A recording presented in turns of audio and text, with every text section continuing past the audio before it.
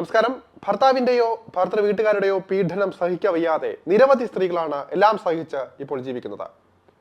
ആത്മഹത്യ ഒന്നിനും ഒരു പരിഹാരമല്ല എന്നും പീഡനം സഹിച്ചിരിക്കാതെ ആ ബന്ധം വിട്ടുപോരണമെന്നും ആവർത്തിച്ച് പറഞ്ഞിട്ടും എല്ലാ വേദനകളും മറ്റുള്ളവർക്ക് സമ്മാനിച്ച മരണത്തെ പുൽകുന്നവർ നമുക്ക് ചുറ്റിലുമുണ്ട്.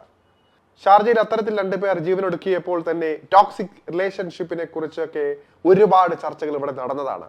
എന്നാൽ എന്തെങ്കിലും മാറ്റങ്ങൾ നടന്നു?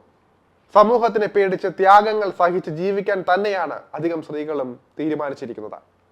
ഇരിങ്ങാലക്കുടയിൽ ഗർഭിണിയായ യുവതിയെ ഭർത്തൃ വീട്ടിൽ മരിച്ച നിലയിൽ കണ്ടെത്തിയതിന് പിന്നിലും ക്രൂര പീഡനം നടന്നതായി ആരോപണം വന്നിരുന്നു. സംഭവത്തിൽ ഭർത്താവും ഭർത്തൃമാതാവും അറസ്റ്റിലായിട്ടുണ്ട്. ഫസീലയുടെ ഭർത്താവ് നൗഫൽ, ഭർത്തൃമാതാവ് റംലത്ത് എന്നിവരാണ് അറസ്റ്റിലായിരിക്കുന്നത്. ഭർത്തൃപീഡനത്തെ തുടർന്നാണ് ഈ യുവതി ജീവനൊടുക്കിയതെന്നാണ് ആരോപണം. സംഭവത്തിൽ ഭർത്താവ് നൗഫലിനെ ആദ്യം തന്നെ പോലീസ് കസ്റ്റഡിയിൽ എടുത്തിരുന്നതാണ്. തെളിവുകളെല്ലാം നൗഫലിന് എതിരുമായി. നൗഫലിന് സംശയരോഗം ഉണ്ടായിരുന്നുവെന്നും ഇത് പറഞ്ഞാണ് അക്രമങ്ങൾ തുടർന്നിരുന്നത് എന്നും സൂചനകളുണ്ട്. ഇതിന് പിന്നാലെയാണ് ഇരുവരുടെയും അറസ്റ്റും രേഖപ്പെടുത്തിയത്. ഫസീല രണ്ടാമത് ഗർഭിണിയായതിന്റെ പേരിൽ മാനസികമായും ശാരീരികമായും പീഡിപ്പിച്ചിരുന്നുവെന്നാണ് പരാതി. ഗർഭിണിയായ ഫസീലയെ നാഭിയിൽ ഭർത്താവ് നൗഫൽ ചവിട്ടി എന്നാണ് കണ്ടെത്തിയിരിക്കുന്നത്. പോസ്റ്റ്മോർട്ടം റിപ്പോർട്ടിൽ നാഭിക്ക് ചവിട്ടേറ്റതിന്റെ കാര്യം സൂചിപ്പിക്കുന്നുണ്ട്. ക്രൂരമർദ്ദനത്തിന്റെ അടയാളം വയറ്റിലുണ്ട് എന്നാണ് പോസ്റ്റ്മോർട്ടത്തിലെ പ്രാഥമിക സൂചന. ഇവരുടെ ആദ്യത്തെ കുഞ്ഞിന് 1 വയസ്സ് തികയുമ്പോഴേക്കും രണ്ടാമത് ഗർഭിണിയായതിന്റെ കുറ്റം ഫസീലയിൽ മാത്രം ചുമത്തിയായിരുന്നു മർദ്ദനം. ഒന്ന് ആലോചിച്ചു നോക്കുക, എത്രത്തോളം ക്രൂരനാണ്, ബോധമില്ലാത്തയാളാണ് നൗഫൽ എന്ന്. ചൊവ്വാഴ്ച ഭർത്തൃ വീട്ടിലെ ടെറസിലാണ് യുവതിയെ തൂങ്ങി മരിച്ച നിലയിൽ കണ്ടെത്തിയത്. ഫസീല രണ്ടാമത് ഗർഭിണിയായതിന് പിന്നാലെ ഭർത്താവ് ദേഹോപദ്രവം തുടരുകയായിരുന്നുവെന്ന യുവതി ആവർത്തിച്ച് ഉമ്മയ്ക്ക് വാട്സാപ്പ് സന്ദേശം അയച്ചിരുന്നു. 1.5 വർഷം മുൻപായിരുന്നു ഇരുവരുടെയും വിവാഹം. കാർഡ്ബോർഡ് കമ്പനിയിലെ ജീവനക്കാരനാണ് നൗഫൽ. ദമ്പതികൾക്ക് 10 മാസം പ്രായമായ കുഞ്ഞാണുള്ളത്. നെടുകാടത്തുകുന്ന സ്വദേശിയാണ് ഈ നൗഫൽ. ഗർഭിണിയായ തന്നെ നേരത്തെയും വയറ്റിൽ ചവിട്ടിയെന്നും നിരന്തരം മർദ്ദിക്കുമെന്നുമായിരുന്നു ഫസീല ഉമ്മയ്ക്ക് അയച്ച വാട്സപ്പ് സന്ദേശത്തിൽ നിന്ന് വ്യക്തമാകുന്നത്.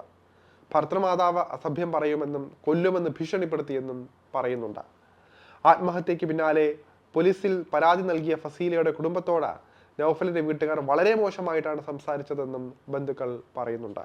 ഫസീല അയച്ച വാട്സപ്പ് സന്ദേശം ഇങ്ങനെയായിരുന്നു: ഉമ്മ, ഞാൻ രണ്ടാമത് ഗർഭിണിയാണ്. നൗഫലിന്റെ വയറ്റിൽ കുറെ ചവിട്ടി, കുറെ ഉപദ്രവിച്ചു. അപ്പോൾ തനിക്ക് വേദനിച്ചപ്പോൾ താൻ നൗഫലിന്റെ കഴുത്തിന് പിടിച്ചു. നൗഫൽ നുണ പറഞ്ഞു. ഇവിടുത്തെ ഉമ്മ തന്നെ തെറി വിളിച്ചു. ഞാനിപ്പോൾ മരിക്കുകയാണ്, എന്നെ അല്ലെങ്കിൽ ഇവർ കൊല്ലും. എൻ്റെ കൈയൊക്കെ നൗഫൽ പൊട്ടിച്ചു. പക്ഷേ എന്നെ പോസ്റ്റ്മോർട്ടം ചെയ്യരുത്, ഇത് എൻ്റെ അപേക്ഷയാണ് എന്നുള്ള സന്ദേശം പലതായിട്ടാണ് ഫസീല മാതാവിന് അയച്ചിരിക്കുന്നത്. യുവതി രണ്ടാമതും ഗർഭിണിയായിരുന്നുവെന്ന വിവരം, മരിക്കാൻ പോകുന്നുവെന്ന സന്ദേശം വന്നപ്പോഴാണ് ഈ വീട്ടുകാർ തന്നെ അറിയുന്നത്. കൊടുങ്ങല്ലൂർ കോതപ്പറമ്പിൽ വാടകയ്ക്ക് താമസിക്കുന്ന പതിയാശ്ശേരി സ്വദേശി കാട്ടുപറമ്പിൽ അബ്ദുൽ റഷീദിന്റെയും സക്കീനയുടെയും മകളാണ് ഫസീല. കേരളം പലപ്പോഴായി ഇത്തരം വാർത്തകൾ കേട്ടുകൊണ്ടിരിക്കുകയാണ്. പുതുമയുള്ളൊരു കാര്യമല്ലാതെയായി മാറിയിരിക്കുകയാണ്. എന്നിട്ടും ഒന്നും പഠിക്കുന്നില്ല ആരും. ഭർത്താവ് ശാരീരികമായോ മാനസികമായോ പീഡിപ്പിച്ചാലും നല്ല ശിക്ഷ കൊടുക്കാൻ പറ്റുന്ന നിയമമുള്ള നാടാണ് നമ്മുടേത്. ആരും ആരുടെയും അടിമയുമല്ല. ജീവനൊടുക്കും മുൻപ് ആലോചിക്കേണ്ട ചില കാര്യങ്ങളുണ്ട്. ഒരു കാര്യം ഓർക്കേണ്ടതാ, നിങ്ങൾ മാത്രമാണ് ഈ ഭൂമിയിൽ നിന്ന് പോകുന്നത് എന്ന്. ഒരു ഘട്ടം കഴിഞ്ഞാൽ സാധാരണ പോലെ തന്നെ മറ്റുള്ളവർ ജീവിക്കും. ജീവിതത്തിൽ തോറ്റു പരാജയപ്പെടുന്നവരെല്ലാം ആത്മഹത്യക്ക് മുതിരാറില്ല. ജീവിച്ച് കാണിച്ചു കൊടുത്തവരാണ് പലരും. അനേകമുണ്ട് അത്തരത്തിലുള്ളവർ. അവരെയാണ് മാതൃകയാക്കേണ്ടത്, ആത്മഹത്യകളെയല്ല.